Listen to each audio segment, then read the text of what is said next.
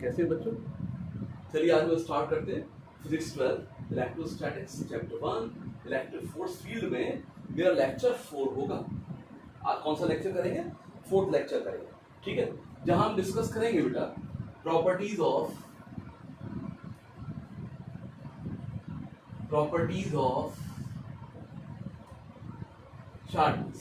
Charges की property या charge की प्रॉपर्टीज, ठीक है, प्रॉपर्टीज ऑफ चार्ज या चार्जेस। तो चलिए स्टार्ट करते हैं बच्चों। जैसे नंबर 1,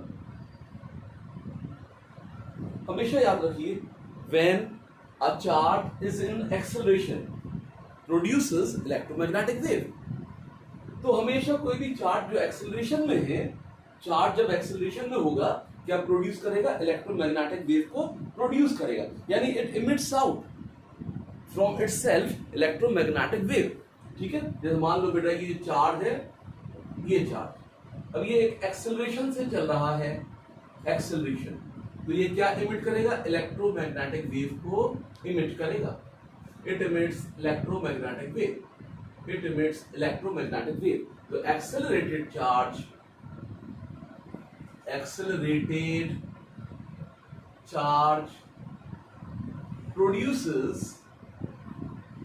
produces an electromagnetic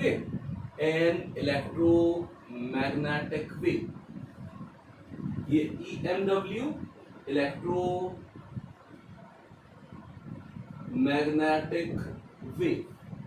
तो बेटा ये एक्सेलरेटेड चार्ज क्या प्रोड्यूस करता है? इलेक्ट्रोमैग्नेटिक वेव को प्रोड्यूस करता है, ठीक है। नंबर 2, हमेशा जो चार्ज है it is always associated with the mass. मतलब जहां पर मास होगा चार्ज वहीं पर प्रोड्यूस हो सकता है बच्चों।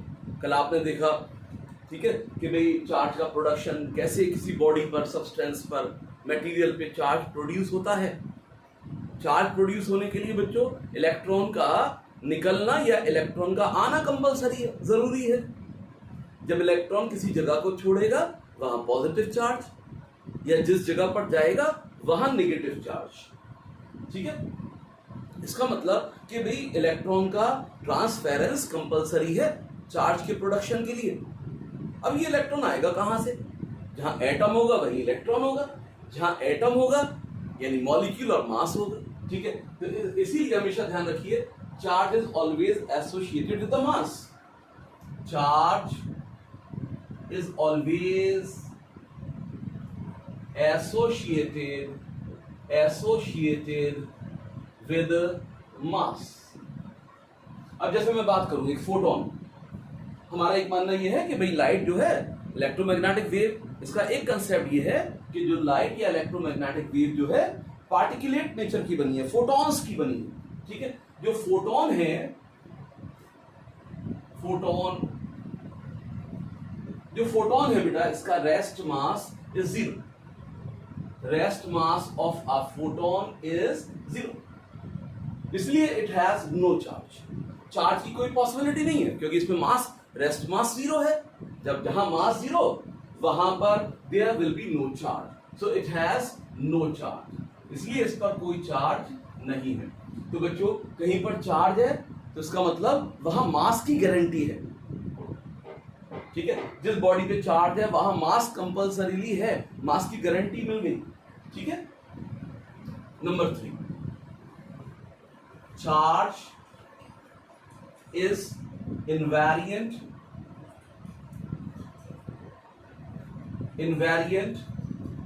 With space and time.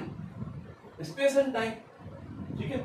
मान लो मैंने यहां आज ना ऐसे करके इस मार्कर को हाथ पे ऐसे रब किया, ठीक है, इस पे चार्ज प्रोड्यूस हो गया, ठीक है।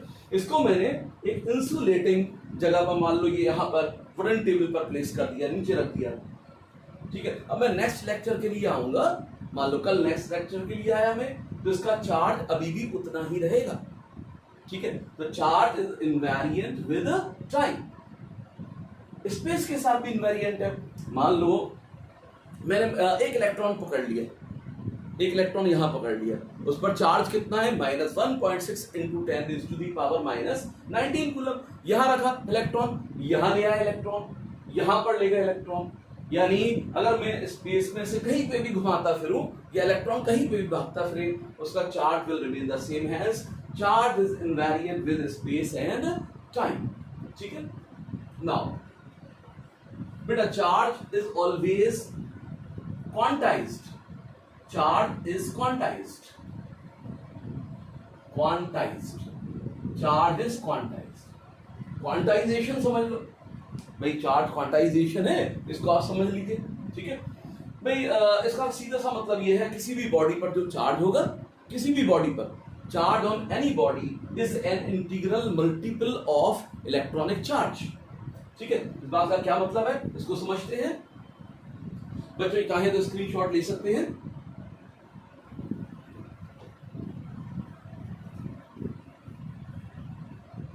चार्ज इज क्वांटाइज्ड, जैसे मेरे पास एक बॉडी है A and another body is B. Suppose one electron is transferred from A to B. What charge? A gets positive 1 unit positive charge and B gets 1 unit negative charge. One more electron is transferred from A to B. मैंने कहा एक electron और चल दिया, A से B की तरफ भागा। ठीक है, अब A पर 1 यूनिट मोर पॉजिटिव और मोर 1 यूनिट नेगेटिव। इसका मतलब कि भाई अगर एक इलेक्ट्रॉन निकलता है तो यहां पर प्लस E चार्ज आ गया, 1 यूनिट स्टैंड फॉर, यानी एक इलेक्ट्रॉन की कमी तो वहां पर 1 unit positive charge, 1 unit positive charge का मतलब हो गया प्लस E। जहां एक इलेक्ट्रॉन पहुंचा वहां पर चार्ज क्या हो गया, माइनस E, इलेक्ट्रॉन का चार्ज। अगर 2 इलेक्ट्रॉन पहुंचे हैं, अब ये 2 इलेक्ट्रॉन हो गए मिलाकर, ये कितना हो गया, यानी plus 2E positive charge, 2 unit positive, और यहां 2 यूनिट नेगेटिव, माइनस 2E।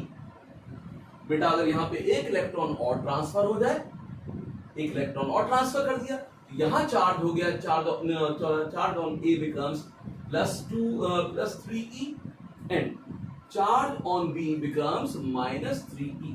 ये हो गया। अब बच्चों ये मान लीजिए कि n इलेक्ट्रॉन्स ट्रांसफर कर दिए जाएं। कितने इलेक्ट्रॉन ट्रांसफर कर दिए, n इलेक्ट्रॉन ट्रांसफर कर दिए A से B की तरफ। ठीक है, तो A पर कितना चार्ज हो गया बेटा, plus NE and B gets minus NE, hence charge on the body becomes, मैं जनरलाइज कर सकता हूं, charge on any body A और B is plus minus NE। क्या लिख दिया, प्लस माइनस NE। ठीक है, it means charge on any body is charge on any body, जिसको हमने चार्ज अप किया है उस बॉडी पर, charge on any body is an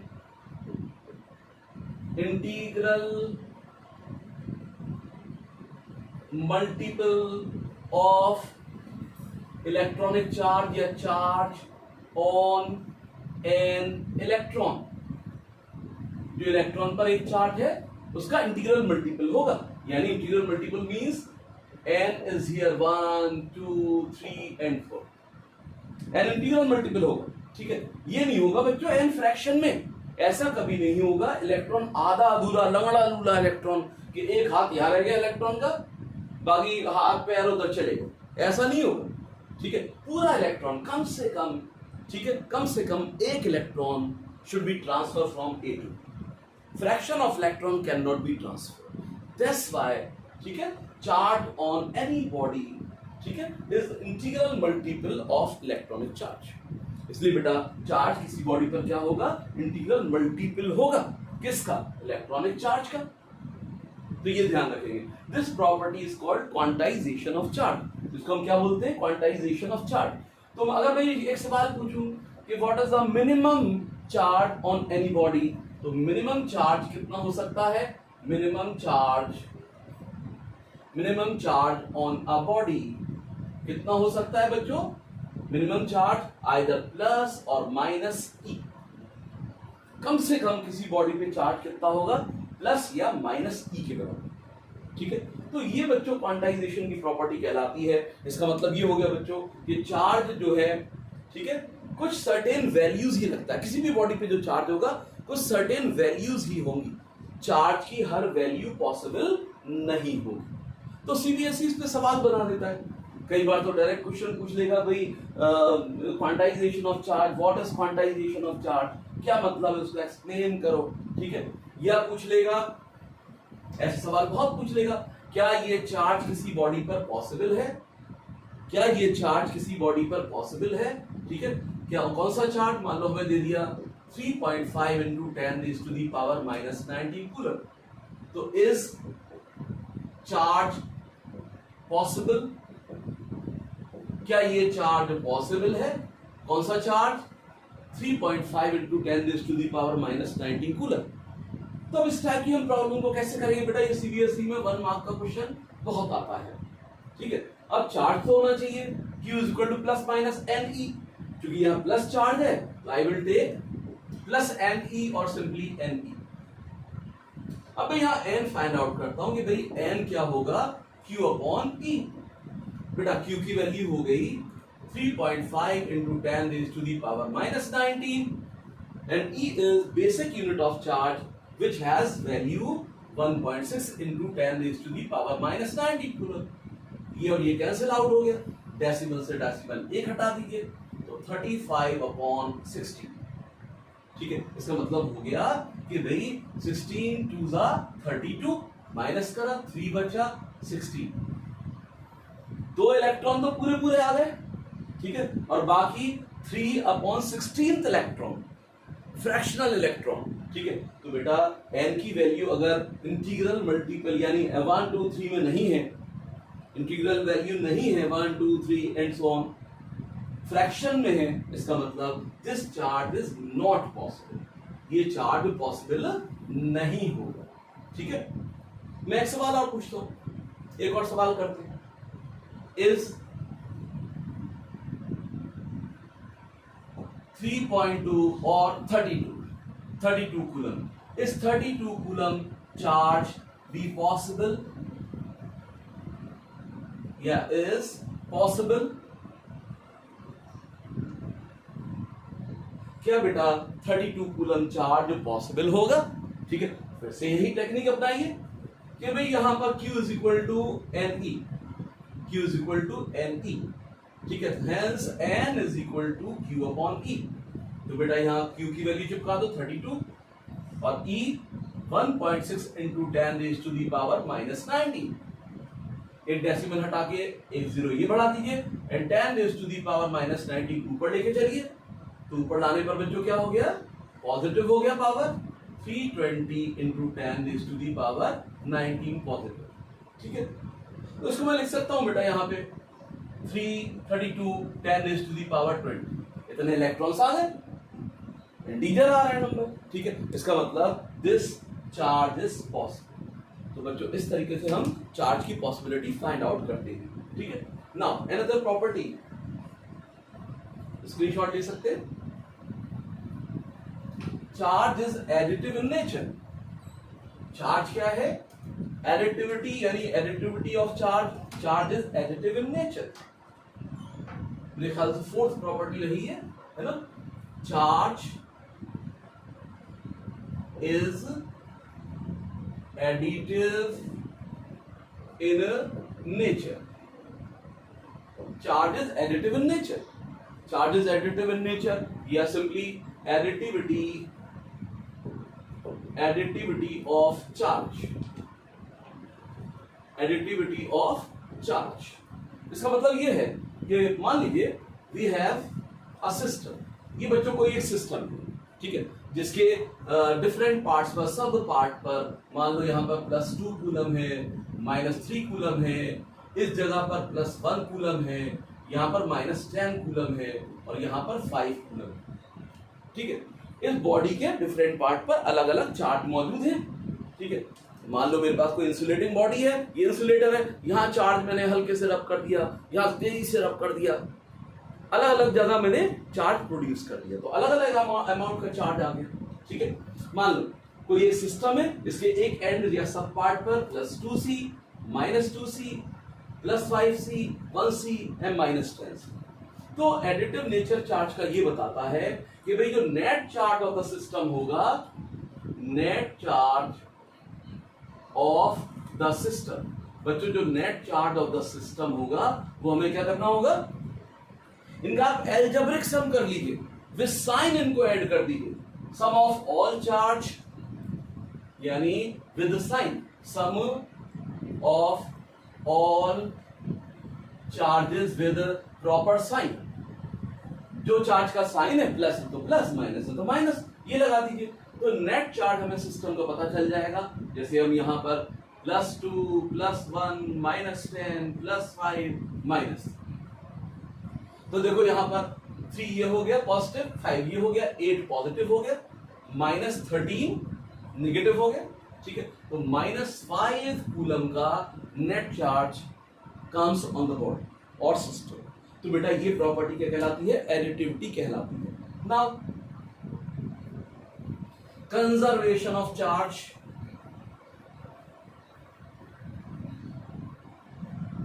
fifth property, conservation of charge, conservation of charge. मैं इसको फ्यूल कर देता हूं।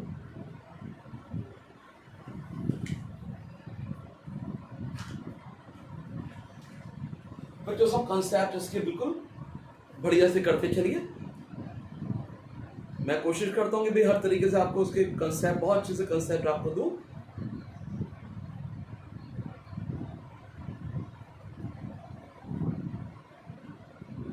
चलिए बच्चों,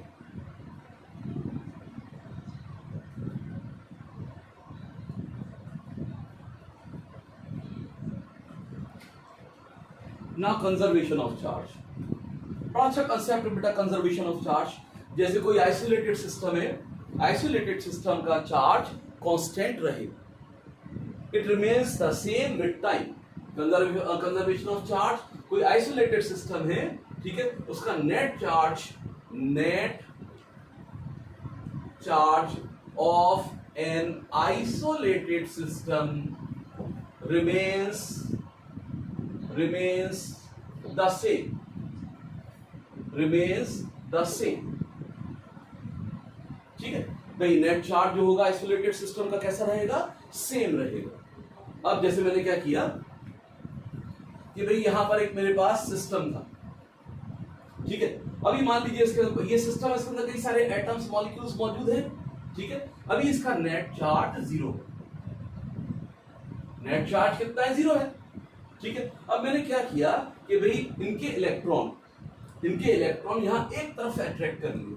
जैसे मैं चार्जिंग बाय इंडक्शन में मैंने एक बॉडी ले ली, ठीक है, उसके नजदीक एक चार्जिंग बॉडी रख दी, तो यहां के इलेक्ट्रॉन किधर कलेक्ट हो गए, यहां हो गए, और यहां पर पॉजिटिव चार्ज प्रोड्यूस हो गया। इलेक्ट्रॉन जो है इधर खिंच गए, यहां आ गए, और पॉजिटिव उधर, पॉजिटिव चार्ज यहां प्रोड्यूस हो गया, नेगेटिव यहां प्रोड्यूस हो गया। जैसे मैंने चार्जिंग बाय इंडक्शन में किया था, कैसे किया था, वहां पर एक पॉजिटिवली चार्ज चार्जिंग बॉडी को यहां प्लेस कर दिया इसके नजदीक, ठीक है। अब यहां से इलेक्ट्रॉन खींचकर इधर आ गए, यहां नेगेटिव यहां पॉजिटिव, ठीक है। तो बेटा यहां पे आप देख रहे हो कि ये कितना यूनिट नेगेटिव आ गया, 1 2 3 4 5 6 -6e नेगेटिव हो गया, और यहां कितना हो गया, +6e पॉजिटिव हो गया। अभी भी नेट चार्ज निकालूंगा मैं, net charge -6e +6e becomes 0, ऐसे हो गया, ठीक है। तो अब आप एक चीज देखें, या मैं ऐसे इसको कह दूं कि भाई जैसे मैंने क्या किया, NaCl ले लिया, ठीक है।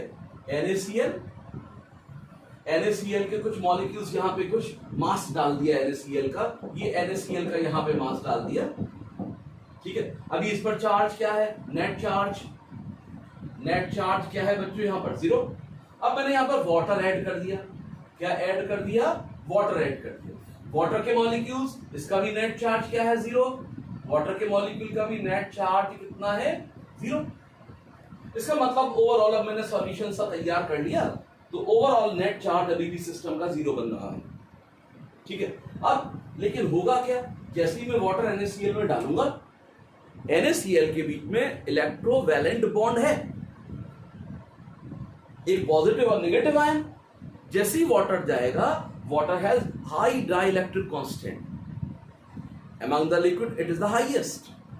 तो वाटर क्या करेगा, अपनी डाइलेक्ट्रिक प्रॉपर्टी की वजह से जो सोडियम पॉजिटिव आयन है और क्लोराइड नेगेटिव आयन है, ठीक है, उनके बीच के फोर्स ऑफ अट्रैक्शन को फीबल कर देगा। अगर मान लो ऐसे ही बोल रहा हूं मैं, इन दोनों के बीच लग रहा है तकरीबन 80 न्यूटन सोडियम और क्लोराइड आयन के बीच में, जैसे ही वाटर डालेंगे तो 1 न्यूटन का रह जाएगा, क्योंकि डाइलेक्ट्रिक कांस्टेंट तकरीबन वाटर का है भाई 80, यानी कितना डाइलेक्ट्रिक कांस्टेंट 80। तो ये फोर्स को कितना रिड्यूस कर देगा, 80 न्यूटन को 1 न्यूटन रिड्यूस कर देगा। तो इसका मतलब अब सोडियम आयन और पॉजिटिव आयंस क्या हो जाएंगे, सेपरेट हो जाएंगे। इसका मतलब सॉल्यूशन के अंदर ढेर सारे क्या आ गए, positive as well as positive ion आ गए, क्लोराइड आयन आ गए। हमें ये नहीं सोचना चाहिए कि भाई यहाँ चार्ज प्रोड्यूस हो गया, पॉजिटिव प्रोड्यूस हो गया, नेगेटिव प्रोड्यूस हो गया। ये तो बेटा ऑलरेडी है पहले से ही सिस्टम में। नेट चार्ज 0 है, नेट चार्ज अभी भी बच्चों 0 ही होगा। अगर मैं प्लस ऐड करूं, मान लो 2 आयन बने तो +2e, और 2 क्लोराइड आयन बने -2e, दोनों को बेटा ऐड कर दूं मैं यहां पर तो 0।